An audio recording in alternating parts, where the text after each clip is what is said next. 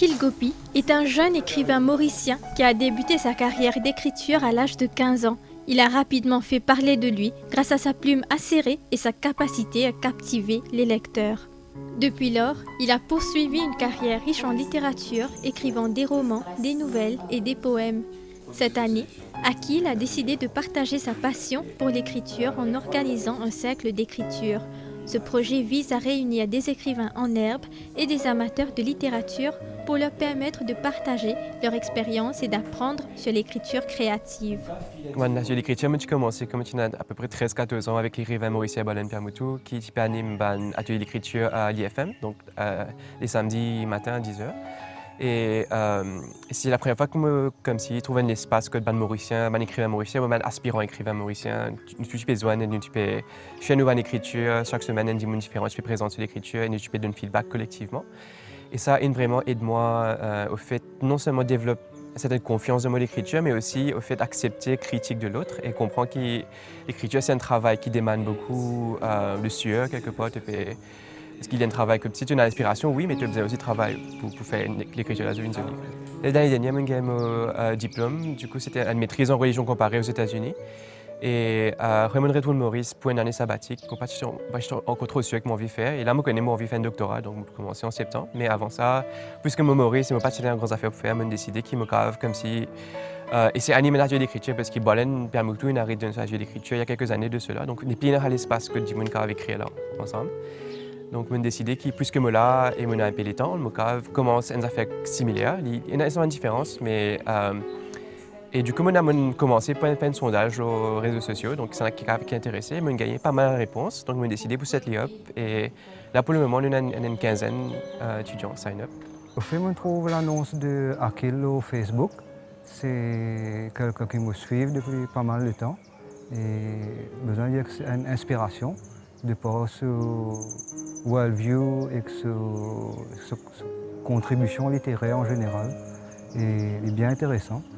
Et c'était un espace qui me pensais pas bizarre et je me saisi à l'occasion quand il me proposait pour créer un cercle là, ici à Beaubassin. J'ai bien apprécié que Akhil crée un espace très libre et qui démarque un peu de l'aspect sévère du système anglophone, etc. Et vu que moi, j'écris beaucoup en créole, et il y a vraiment l'espace pour moi là-dedans, pour explorer la langue créole et tout en ayant un feedback de les autres écrivains ou intellectuels ou professionnels ou même d'Akhil qui créent beaucoup de valeur pour moi. Riuti Bola est chef d'établissement d'un collège pour filles. Elle est aussi amoureuse de la littérature, surtout les écrits d'Akhil. Ce cercle d'écriture est tombé à pic pour elle car elle souhaite améliorer sa plume littéraire. Les ouvrages d'Akhil m'ont tout le temps intéressée et je dirais même inspirée. La première fois, c'était en 2013, lorsqu'il avait lancé son livre Fantôme. Et donc j'y étais et très émerveillée de voir qu'il était un petit garçon de 14 ans, je dirais. Et j'ai tous ses livres, tous les histoires qu'il a écrites, et aussi inspirée par Ananda Devi. J'ai beaucoup aimé la préface du livre Fantôme. Et aussi, j'ai lu d'autres ouvrages d'Ananda Devi. Et voilà, lorsque j'ai appris d'une de mes amies que Akhil est à Maurice et qu'il a commencé cet atelier, donc je me suis intéressée. D'ailleurs, j'étais intéressée depuis pas mal d'années, depuis beaucoup d'années. Je dirais même depuis l'enfance, je voulais écrire. J'ai commencé à écrire à plusieurs reprises, mais ça n'a pas été un succès. J'ai écrit et puis j'ai mis de côté. Je voulais aller à IFM pour commencer dans un atelier d'écriture, mais là aussi, ça n'a pas marché. Je n'ai pas fait le premier pas pour y aller. Mais lorsque mon ami m'a parlé que Akhil est à Maurice et qu'il commence son atelier, donc je me suis dit, là c'est le moment. Là, ça fait déjà 3 semaines et j'ai déjà écrit 3 petites histoires. Lorsque je suis arrivée ici, on était à 6, tout le monde plus jeune que moi. Et donc, mais j'étais très contente d'être parmi ces personnes.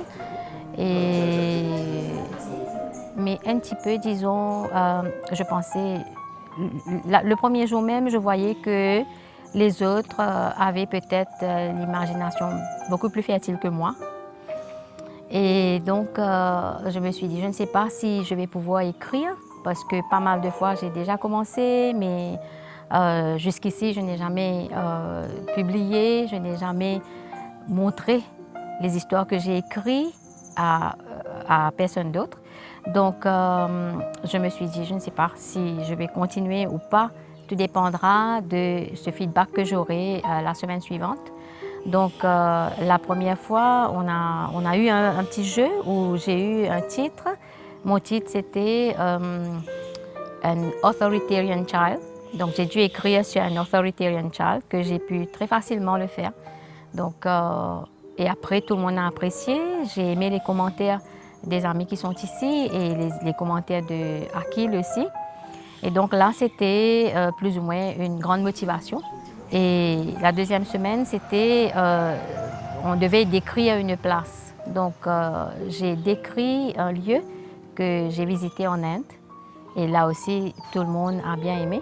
Famille musulmane et puis hindoue. Et c'est que bien content aussi, c'est beaucoup de descriptions. Maintenant, comment ça fait d'être celui qui guide ces amoureux de l'écriture? C'est à la fois c'est très excitant et à la fois très, comment dire, angoissant, on peut dire, parce que excitant parce que c'est quand même c'est ban du monde qui peut-être souvent se peut écrire pour la première fois ou je ne déjà écrire mais jamais je ne montrer de l'écriture à quelqu'un d'autre. Donc, me réaliser que moi j'ai une responsabilité en tant que quelqu'un qui a quand même une dizaine d'années d'expérience à ce là. Et l'excitant parce que comme si je peux trouver un monde qui a beaucoup de talent et je peux connaître comment nurture ce talent-là pour que je fasse flourish d'une façon qui que je can reach the full potential. Il est angoissant aussi parfois parce qu'il me gagne attention, parce qu'il me réalisait au fait qu'il est un grand, parce que moi, si je partais dans cet encouragement, je gagné comme un petit petit là, moi, tu peux écrire. Donc, il me réalisait qu'il est un moment sensible et qu'il m'a besoin qu'une balance critique avec aussi d'un autre encouragement pour qu'ils autres vraiment écrire bien.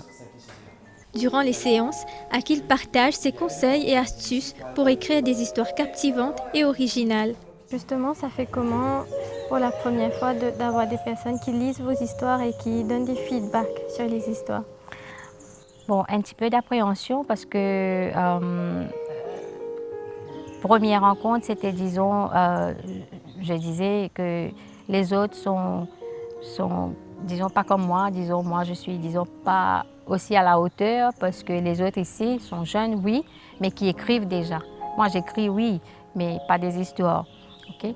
Donc, mais après, un petit peu, disons, un petit peu stressée, pas réellement stressée, mais disons, d'attendre les commentaires des autres, mais tout le monde a dit que c'était bien. C'était, disons, quelque chose, des commentaires très, très, très positifs et très constructifs. Donc, c'est ça qui m'a donné, disons, plus de confiance en moi-même. Et j'ai pu écrire pour la deuxième semaine. Et là, je vois que cette fois-ci, j'ai écrit beaucoup plus. C'est une plus longue histoire, malgré que j'ai écrit ça dans un jour. J'ai commencé vendredi pour terminer samedi. Donc, je pense que maintenant, je suis déjà peut-être sur les rails. Il y a un feedback depuis un jour. Ce que nous écrivons, c'est quelque chose qui n'est pas comment il y en a fait gagner tous les jours. Comment dire. Par exemple, peut-être si un jour fait journaling, il peut écrire le sur la vie, etc. On écrit un petit poème, mais il reste personnel. Mais là où donne le jour, et qu'il met sa perspective et il dit comment on écrit fil, tout ça, on a fait comme ça, mais il a fait que juste besoin de reconnaissance que la vie permet nous un genre d'interaction. Comment ça fait quand tu vois l'évolution des personnes qui viennent vers toi et quand on écrit la première semaine jusqu'à cette semaine, cette session, d'amélioration surtout? Oui, c'est très encourageant parce qu'il a fait 5 semaines qu'il m'a payé dans ce coup-là et en 5 semaines, je trouvais qu'il y a beaucoup d'évolution justement dans la écriture qui de capter bien vite, au fait, quand une critique qui m'a vu. Souvent, moi, une critique, pendant les sessions, on donne feedback, mais là, je garde pour une bonne affaire. Et là, moi, je une critique après pour email.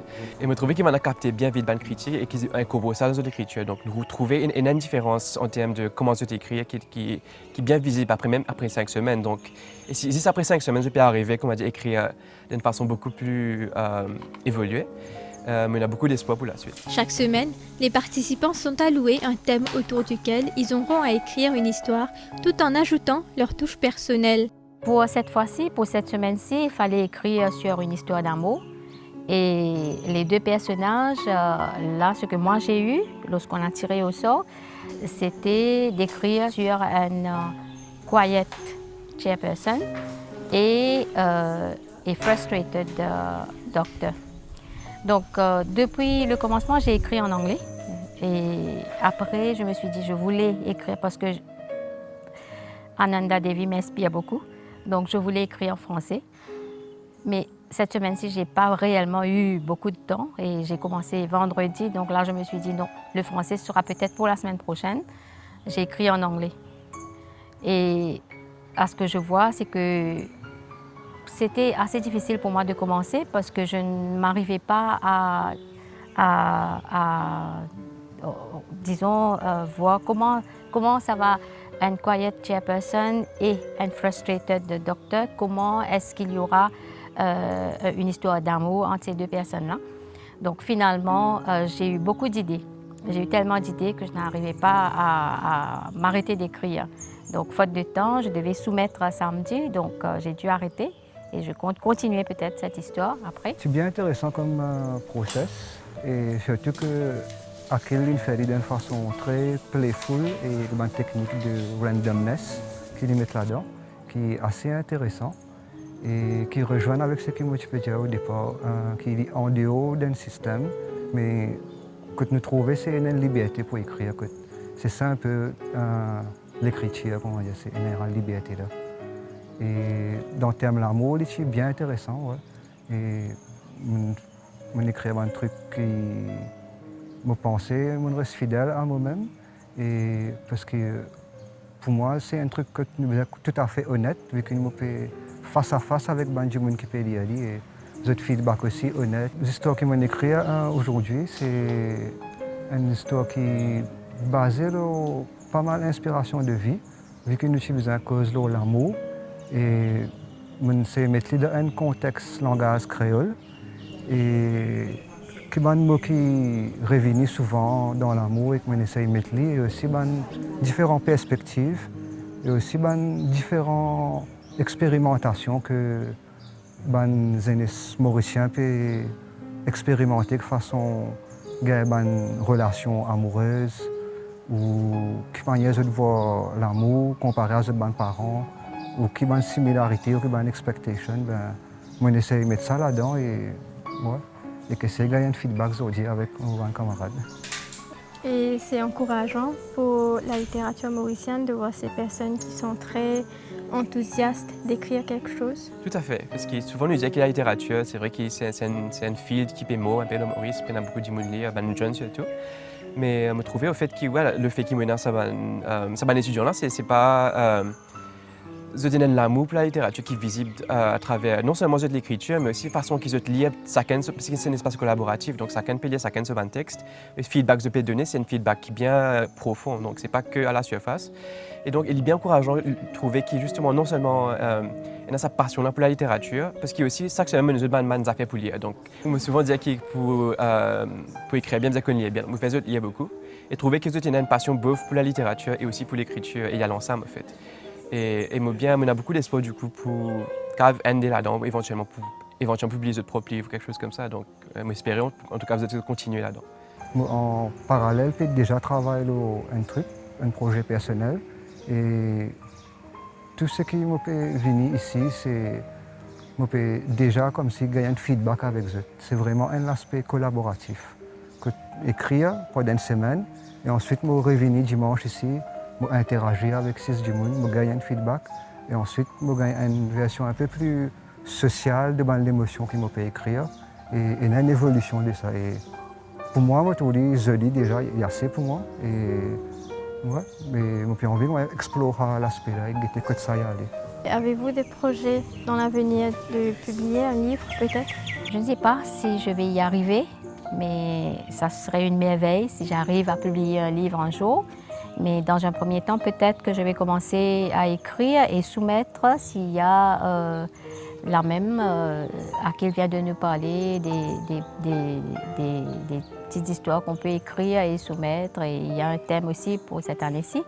Donc j'espère pouvoir écrire. Et si ce que j'écris vont être sélectés, peut-être là, ça va être une autre motivation. Et écrire un livre, en fait, je voulais tout le temps écrire sur mon papa. Donc, j'espère pouvoir réaliser. Malgré son succès en tant qu'écrivain, Akil n'a jamais cessé de chercher de nouveaux défis. Il est actuellement sur le point de commencer son doctorat en archéologie aux États-Unis. Cette décision peut sembler étonnante pour certains, mais elle témoigne de l'ouverture d'esprit et de la curiosité intellectuelle du jeune homme. D'ailleurs, son talent pour l'écriture lui a valu d'être nominé 3 fois pour le prix du jeune écrivain, une distinction prestigieuse qui récompense les auteurs de moins de 30 ans pour leur talent et leur originalité. Ouais, donc du coup, on pensait littérature tout le temps, il pourrait ça avec moi, l'écriture aussi. Donc, et je peux écrire justement en ce moment un roman, et qui prend beaucoup de temps, mais il peut prendre les temps qu'il a besoin. Mais c'est vrai qu'en même temps, on a une carrière académique, donc on a une maîtrise en région comparée, comme on dit, et je commence mon PhD en archéologie. Et je fais faisant ban de fouilles, tout ça. Et mon projet qui me proposait pour mon doctorat, c'est une archéologie coloniale de Maurice. Donc du coup, il peut toujours relater avec Maurice et ce passé colonial.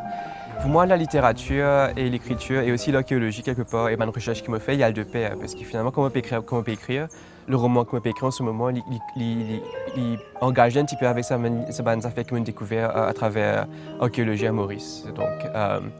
Donc quelque part, il peut toujours une partie de mon pensée l'écriture. Ne voulant pas les déranger davantage, c'est ici que nous avons laissé ce petit groupe d'amoureux des mots. Qui sait, peut-être que dans quelques années, c'est l'un d'entre eux qui animera une de ces sessions.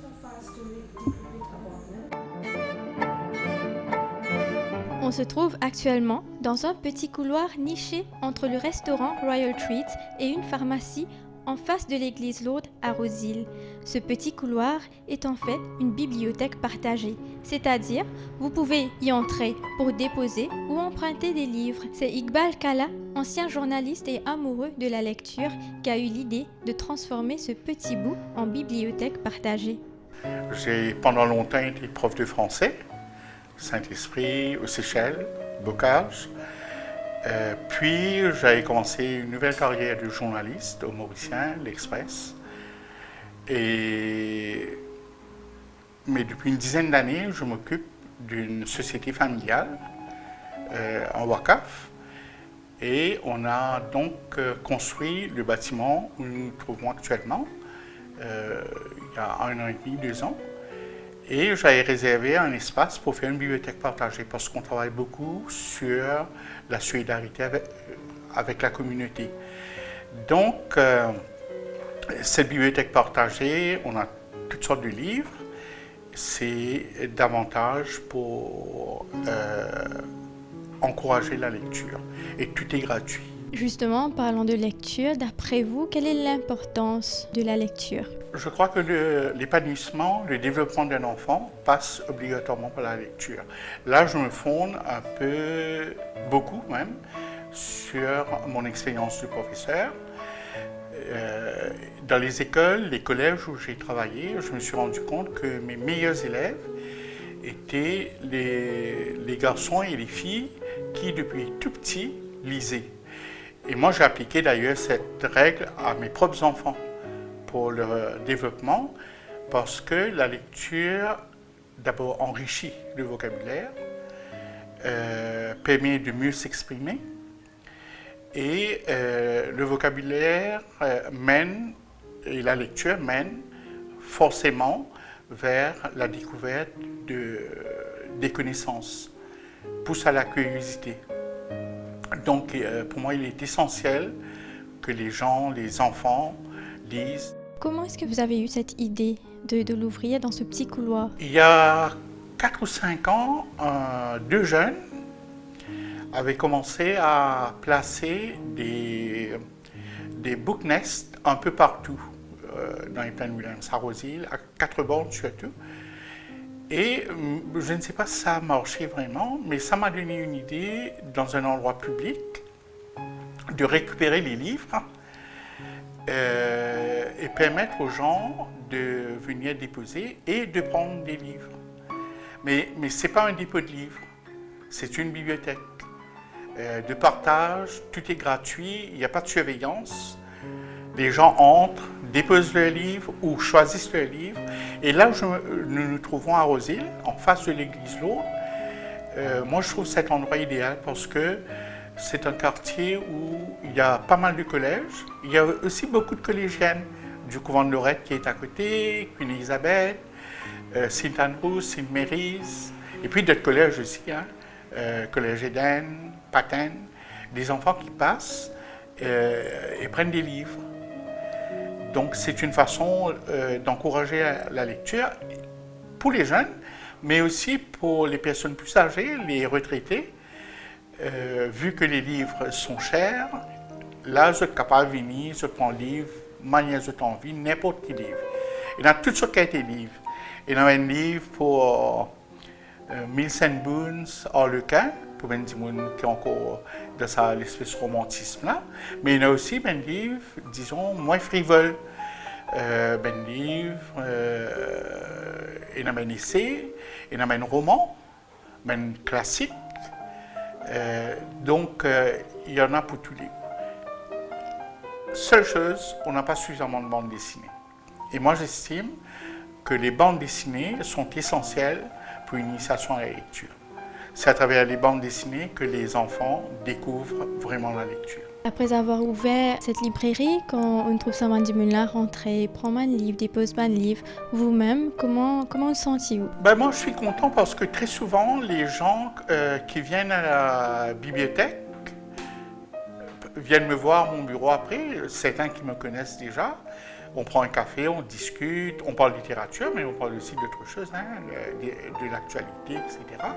Ça me permet aussi il y a une certaine convivialité. Parfois, les clients d'à côté sont un peu curieux à travers la vitre de voir des livres, des rayons. Ils vont faire un tour et très souvent, on discute. Donc, c'est très intéressant comme point de rencontre. Parmi toutes ces personnes qui ont visité la bibliothèque, est-ce qu'il y a une ou plusieurs personnes en particulier qui vous ont marqué? J'ai reçu des célébrités, hein.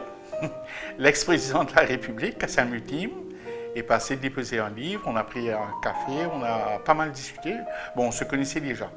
Mais il y a aussi l'écrivain Shenaz Patel, qui est venu déposer des livres dont elle était dépositaire, c'est-à-dire Aimée Chal, l'épouse de Raymond Chal, ex-ambassadeur, après son décès,